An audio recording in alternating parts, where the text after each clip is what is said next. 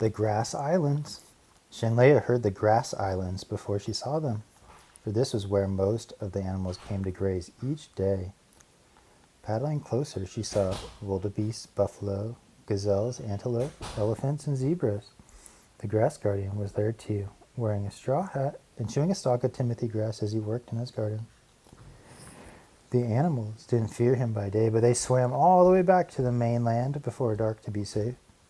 Howdy, partner, he greeted the girl. Hello, Shanley replied. Will you teach me about grasses? There are 10,000 different species of grass.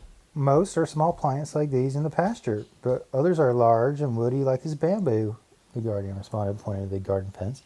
His hut was also built from bamboo. Shanley recognized the bamboo because her people brought lots of it home to build with. What are you growing in the garden? She asked. Almost all grasses have edible seeds, the guardian explained, but many are small and difficult to harvest. I only plant grasses with big seeds like wheat, oats, corn, rice, barley, millet, and rye. Let's gather some for you to take home.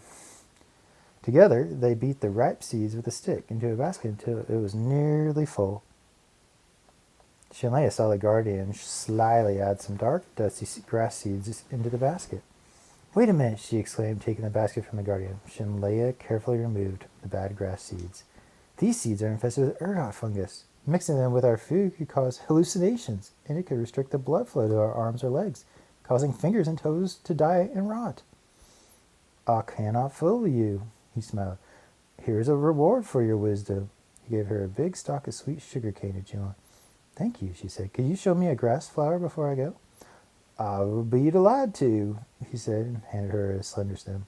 Grasses are wind-pollinated, so they don't need showy petals like insect-pollinated flowers.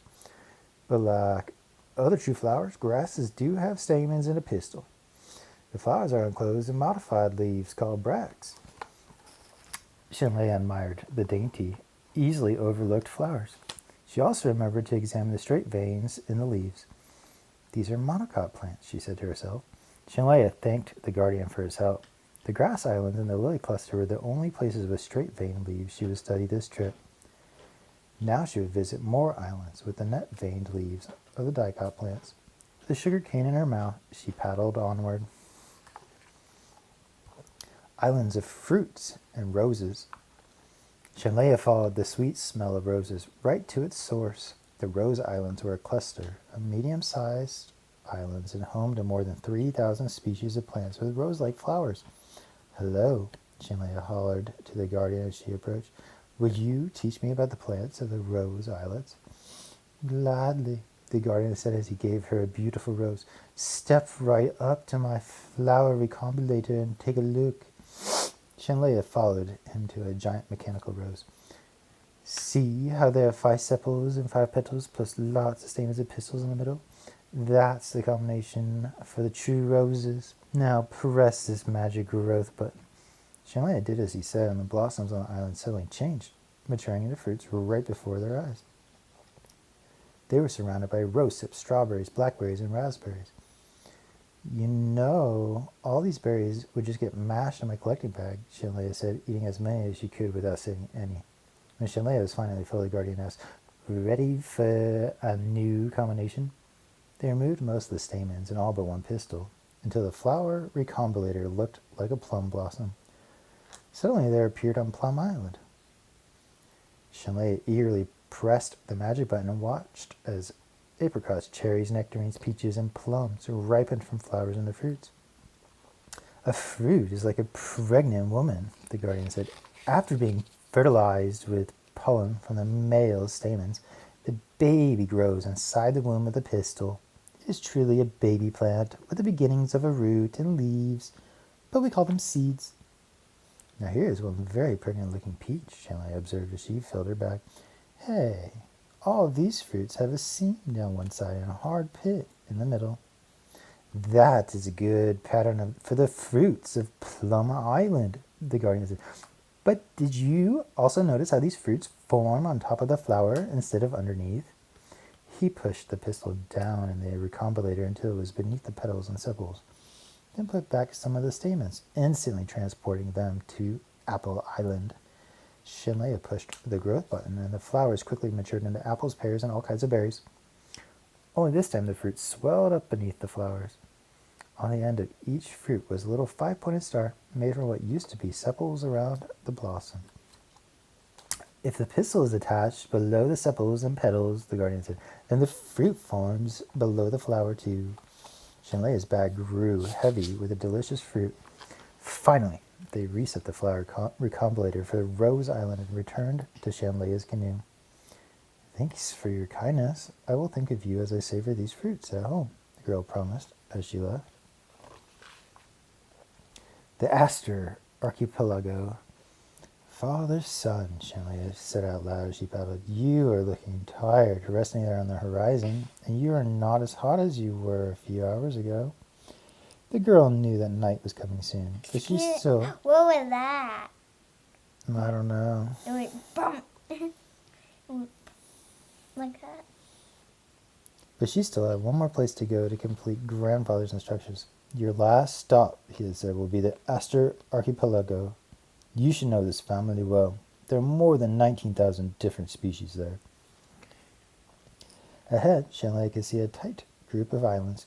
She chose one to land on, tied her canoe securely, and walked on shore. The trail was littered with sunflower seed shells, and near the trail was one big, beautiful sunflower in full bloom. Shanley buried her nose in the flower to smell it, and shrieked and jumped back when the sunflower opened his eyes. He was the guardian of the Aster Islands, and he laughed and laughed. Excuse me, he said. I was just napping here, soaking up the warm afternoon sun. How can I help you? Could you please teach me about the asters? Shanley asked politely. Of course, said the guardian. But first, I have a test for you. Answer correctly, and I will share everything I know. Answer incorrectly, and I will cast a spell to make you forever confused and befuddled. How many petals do members of the Aster family have? He motioned to the ring of 30 or so yellow petal-like parts around his face. The asters are composite flowers, Shanley answered. One flower head is composed of many smaller flowers on a single disc in a way that looks like one big flower. She continued, look closely at the little flowers of the disc, and you will see that each has 5 tiny petals, all fused together around the stamens and the pistil. The big petals around the outside are really ray flowers. Each petal is a flower by itself with its petals fused together and stretched out to one side, so the correct answer is 5. She finished. Girl, that was a mouthful, said the guardian, but you are correct, so let's look around. One island was home to plants of dandelion-like flowers, which had no disc flowers, just ray flowers overlapping from the middle outward. A lettuce blossom looks almost identical to a dandelion. Plants with dandelion-like flowers are edible, though some are bitter, the guardian nearly growled. Shanley had noticed his changing mood. I don't have much time before dark, she thought. She gathered a supply of sunflower seeds, aromatic chamomile for tea, and a sagebrush to make the lodge smell good. Night was coming quickly now, and the guardian kept pausing to sniff the air and growl. He seemed to be changing right before her eyes. Shanley walked away as if she were looking for herbs, but only until she was safely out of sight. Quickly and quietly, she ran for the canoe and paddled out of harm's way. End of the great tree.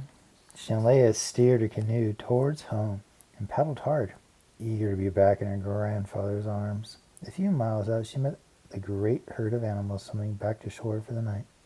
Carefully, she paddled through the herd, then led the pack on the journey for land.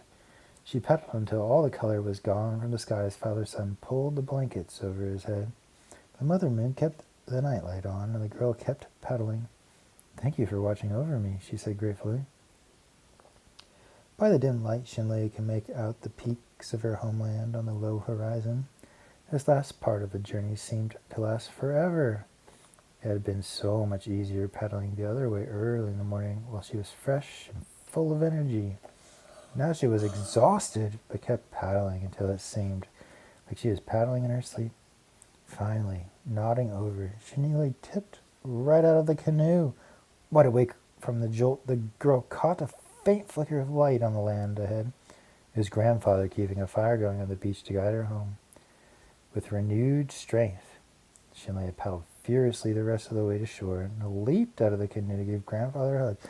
You have done well, granddaughter, he said. I am so proud of you. The two unloaded the bounty of fruits and vegetables from her collecting bags and carried the canoe up the beach above the tide. At last Shanley tumbled into her bed and fell into a deep, deep sleep. Is that the end of the story? The children asked the gray-haired old woman as she reached for another piece of wood to put on the fire. Please, grandmother, they begged. Will you tell us more? No. Yes, grandmother replied, chuckling at their youthful energy. Shanlea grew up to be a great botanist. By the time she was a grown woman with children of her own, it was said that she knew more about the plants and how to use them than anyone else among our people. So whatever happened to the great tree? Adelia wondered. The world isn't like that now. No, the world has changed. That is true, the old woman said. Shanlea was on the islands with her children the day the great tree fell. An earthquake knocked them right to the ground. Then the islands just crumbled and sank out of sight below. She barely made it back to her canoe with her children. Father Sun heard her call for help, she continued. After all those billions of years of waiting and watching their little earth grow up, he couldn't stand to see everything lost on the ocean floor. In one big gulp, Father Sun drained the oceans to where they are today. The fossilized trunk of the great tree was scattered in millions of pieces across the land, and living plants took root where they fell. But won't the earth flood again in time? Peter asked. No, replied grandmother. Something had to be done, but Father Sun couldn't just get rid of time. After all, the plants needed time to grow, she said, pouring each of the children a cup of the cold, clear liquid. And so do you. To fix the problem, she went on, Father Sun made time, so that with his great warmth it would evaporate from the oceans to be used again. Time is invisible on its way up into the sky. There it condenses into great clouds that carry it over the land, where it falls again. Drip, drop, drip, drop. It is always raining time somewhere in the world. Grandmother, asked Caitlin, sitting beside Peter, how can we possibly learn about the plants like Shanley did now that they're all mixed up on the ground? Easy. You can still identify plants by the same pattern Shanley used. The mints have square stems and opposite leaves, and most of them smell minty. The mustards can be identified wherever you are, as long as you remember the secret combination. The same is true for all the other families of plants and their patterns. It's like a great treasure hunt to go out and search for the plants that match the patterns. All you have to do is look. That's how I learned about plants as a girl, the old woman continued. I went on walks with great-grandmother Shanlea. She would show me the family patterns, then send me ahead to search for flowers that fit the patterns. Great-grandmother walked along slowly behind me, always picking out rocks on the ground. Sometimes she found fossils from the great tree, and she usually knew something about how those ancient plants were related to the ones we have today. But what happened to the guardians? Asked Peter. Oh, the guardians are still out there, cautioned grandmother. They're the protectors of the plants. Fortunately, they will not bother you, as long as you remember the patterns and play by the rules. It is only when you try something foolish, like eating a plant you do not know, that you are in real danger. Now, grandchildren, she said a bit wearily, it is late and time for bed. Tomorrow will bring a bright new day. We can go for a walk and you can show me everything you know about the flowers. Until then, good night.